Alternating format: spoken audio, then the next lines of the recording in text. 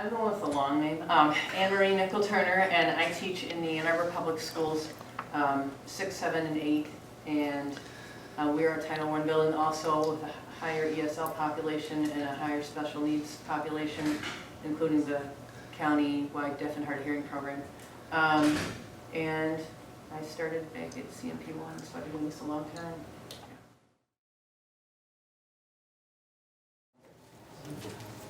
Okay, my students all have a 1-inch binder.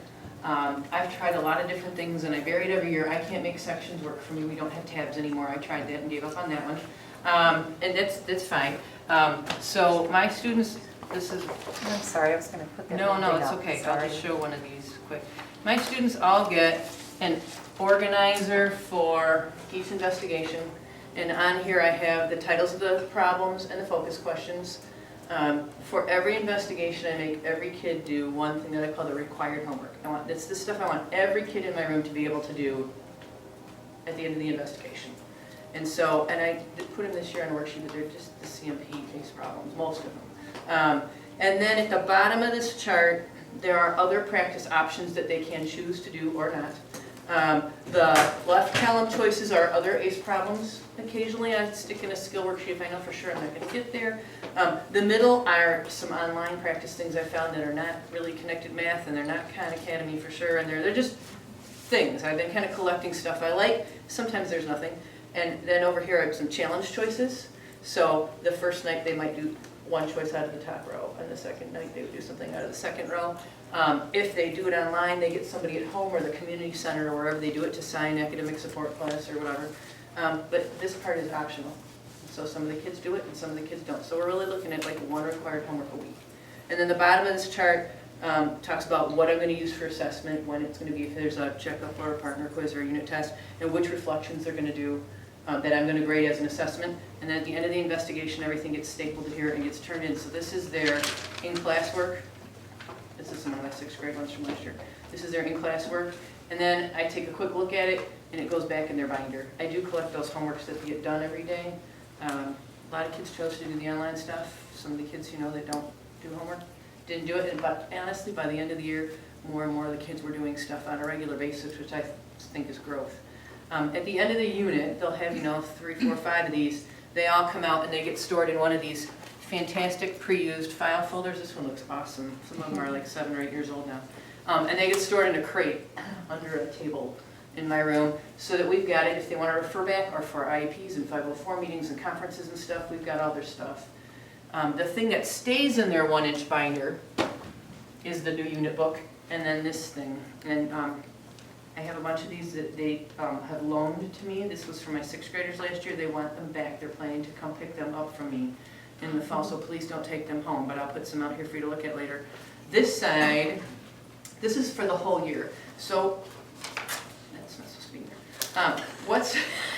You took out the stuff that they got graded on. So this side is their glossary, where after we've done it, we define it, we put in an example.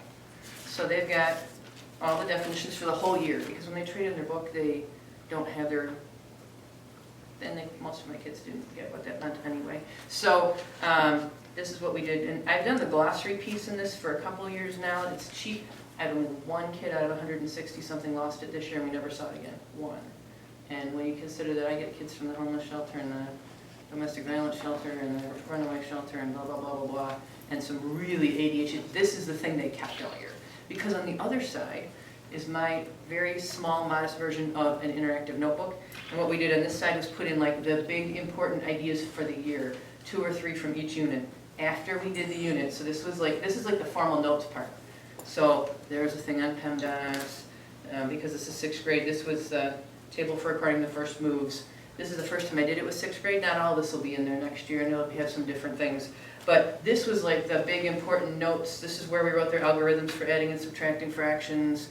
And then they had this all year, so they had this reference to keep going back to. Their families like this. This was helpful for kids. I let them use these on quizzes and tests. It became very valuable. So I was shocked that only one kid lost it. And he asked for a new one and started over in the middle of the year, which, knowing him, was a big, big step. So, you know, they're not real artsy. I don't want it to be the super beautiful ones you see like on Pinterest and stuff, because I don't want to take that much time away from my connected math. Nothing's wrong with it, but I'm really worried about how much time I'm taking away. But I wanted your important stuff recorded. So this is like all the really important big ideas for the year. I just have a quick question. Yeah. Do you take a file folder and put a bunch of paper in it, staple it, and then they have to In the keep first track week of it? school. Okay, so And they're in their not binder adding every to day. it throughout the year? They and add to it somehow all not the time. losing it. They add to it all the time. But it's stapled in the beginning? Yeah, it looks just like this without all the artwork. Some of them are quite colorful. So it looks just like this, and it's cheap, and if they lose it, it's not an expensive thing for me to replace. And I've done this for several years, and they all look about like this at the end of the year. They're kind of worn, but I collect them at the end of every unit, do a little check-off thing with some coffee in front of a TV show, and make sure they got what I wanted in there. It's done. So they were supposed to rip all those out so you couldn't see the grades because their names are in here. But that's what I'm doing right now, and I'm sure I'll change it for next year, because it's one of the things I found. I go to workshops and I talk to people and I listen like, ooh, that was a really good idea, like that clothespin thing, I'm going to try this. I'm going to take that idea from this person and I try it, and then what happens also with who's sitting in front of you makes a difference too, and you've got to make little tweaks to things all the time. So those charts, they started out looking something totally different last year and ended up being totally different at the end of the year. And I'm not going to reuse any of them, but I'll kind of edit them as time goes by. Can I see that unit planner that you had with the? Why don't you project? I'm sorry, I turned it off. Because this is this kid's, it's got her grades on it, and I'm a little hesitant, but she's got a blank one, so you can see it in the projector, so we can put that up for you to look at. And what's our next question? Yeah. In that pile, there were a lot of things about notebooks and grading of notebooks and organization that were very similar. Is there anything about notebooks that we missed? Someone wrote about spirals. I have some of yeah. my colleagues use spirals, and they make that really work well for them. Yeah. I tried it, and I didn't like spirals. And some of them have spirals in their 1-inch notebook with their math book, and then loose papers and stuff, and I don't know, it just didn't work for me, and I really think the good thing about coming here is you can get ideas from a lot of people, and then try something out, and then if it didn't work, do something different next year. Because that's a lot of what this is about. And journals, as one of our colleagues uses the graph ruled college, they're kind of hardbound journal, what are those called? Composition books?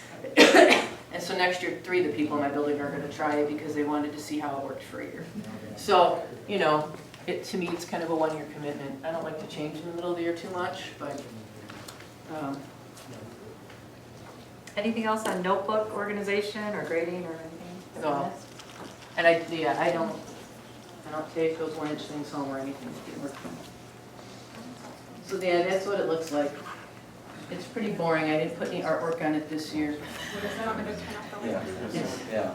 It's just the title of the problem and the focus Lights are question over all the there. way down. And there's a little, I write little notes over here about what I want them to continue working on and improve. No, it's okay. The middle section I labeled at homework, that's that one required homework sheet.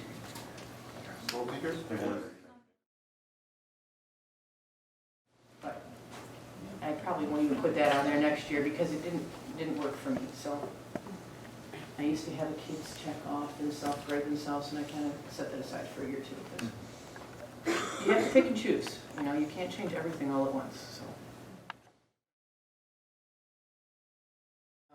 And then this helped. For the most part, they don't always have to have, I don't think, everything from in class written down. I'm really looking more for that big end of the day artifact idea, and so you can kind of help limit that somewhat. I also have whiteboards in my room. We chopped up some stuff I bought at the lumberyard, and they can write larger. There's no perfect answer, but if you can name any combination of letters for a special need of some kind or disability, I've had that kid, every one you can name, in my classroom in the last 3 years, I promise. Every one of them. So you can make it work. You just have to modify for some kids in different ways. Words they're using are what I'm going with. I think too, providing the families with the family newsletter that's on the CMP website, it's on Dash, Yeah. that's helpful because there's worked out stuff there. And a couple of them I've given, even to some of the parents, I've given them copies of the section, the teacher's edition called the Mathematics in this unit, because there's stuff worked out there too. So if they get home and they can't read their kids' stuff, which was really true with especially one of my children this year that has a writing disability, they had some stuff to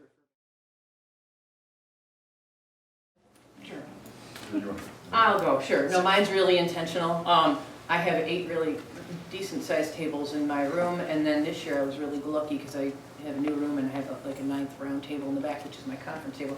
So my big rectangle tables, I have 4 or 5 kids, and I very strategically place who's there on purpose. I try to have one kid who, it might not be the highest kid in the class, but one who's really kind of good at helping and explaining. I have one of my more challenging, or 2 of my more challenging kids, carefully placed. So we have kind of the shoulder partner and the face partner, but it's mixed. And then my conference table this year, I was able to go based on an exit ticket or based on something I saw, I want to work with these 3 people, and for 10 minutes during the Explore, I might pull a few back. And that might be because of an error I saw, or it might be because they need a challenge. But I'm not big on the random because it turns out to be a rock for me, and especially since I've got so many identified needy children. I started taking a lot of pictures with my camera on my phone this year, and it's worked out so amazingly well for me. I can't even tell you. I'll be doing more next year. So if there's something that we're just not there, and I've planned, and I know I need to come back to this, but we're not going to finish it today, I take a picture of it, and then we can refer to it in the future. I can print those pictures for kids who lose their notes. For the deaf kids, they need the pictures because they're busy watching the interpreter. They can't always catch everything on the board, and so they need that extra piece. And we had one week where things were really, division of fractions. Freaked some of my families out. I took pictures of the stuff from the board at the end of the day every day, and I sent it out via email to the families, so that they had a picture of what happened in class.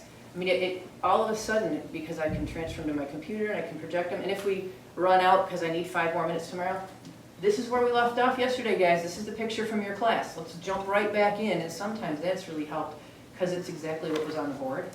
It's just a picture of it, and we can finish 5 more minutes the next day. But I do think planning is a lot of it. That what exactly do I want to get out? And then there are some things that they're not ready, and I think planning too, thinking about where it is in the investigation. Is it the first problem where you know you're going to have to come back to it later, or is it 3.4, which is the last one, and you know it needed solid? That helps me make a different decision too.